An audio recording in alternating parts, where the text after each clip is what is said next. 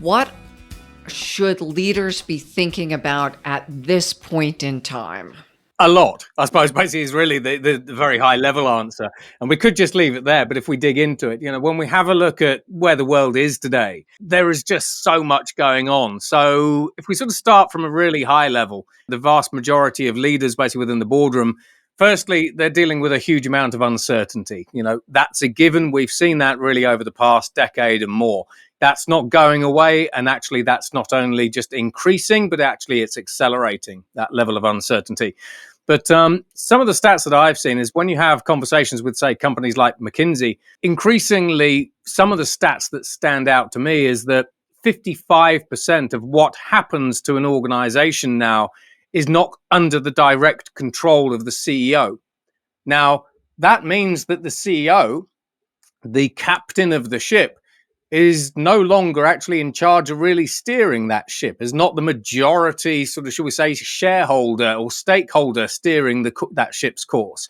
In addition to that, when we have a look at some of the PwC research that we've seen, 40% of the CEOs that they've surveyed around the world, and they surveyed about 4,500 of them, said that in 10 years' time, they do not expect their businesses to be viable. Economically viable. So just when you have a look at those top two stats alone, 55% of what happens to a company is not controlled by the CEO or directed by the CEO or influenced particularly by the CEO.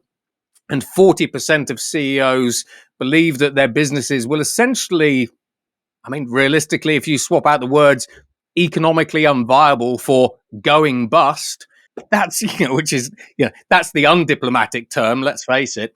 Those are just two crazy stats right off the bat. And now you kind of bring in all the other things basically that CEOs are having to think about and essentially worry about. And I'm surprised a lot of them actually aren't seeing counselors and traumatized for life. That's it. Which actually, ironically, brings me to another little stat, because I do tend to like my stats. About 20 years ago, the average CEO tenure was about 10 years. But now the average CEO tenure is really 5 to 6 years.